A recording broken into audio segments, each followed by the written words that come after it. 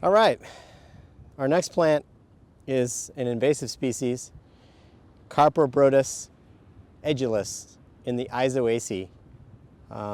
This plant is native to South Africa, and it's been planted in a lot of places in California, often next to new roads or other places where there could be a lot of erosion.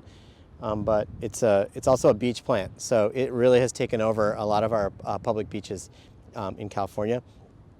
And there are actually active efforts to remove this plant in a lot of places, including here at Point Reyes.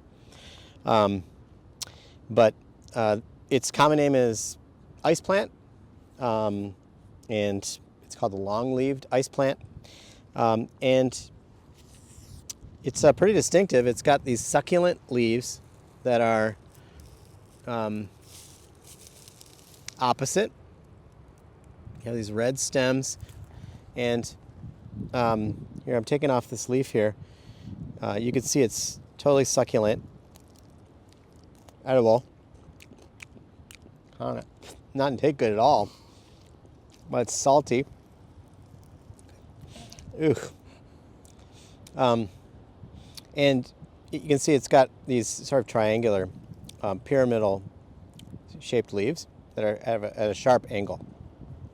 So there's another species of Carprobrotus called Carprobrotus chilensis, which is the short-leaved ice plant, and it has more obtuse angles, more rounder leaves, whereas these are definitely very angled. And I don't have much to say about this plant other than it turns red. It's pretty easy to see along roadsides or other disturbed areas. It's very effective at like preventing erosion, which is why people plant it. People like Caltrans, and you often see it at the beach. And feel free to remove it if you see it. The flowers, I should mention, are generally yellow for this species, and they're really large, and they're pretty. They have lots and lots of petals, and it's a little bit like a water lily from a distance. All right, Carprobrotus edulis in the Aizoaceae has got succulent leaves that are opposite, that are green, and then they kind of turn red, and they're angled.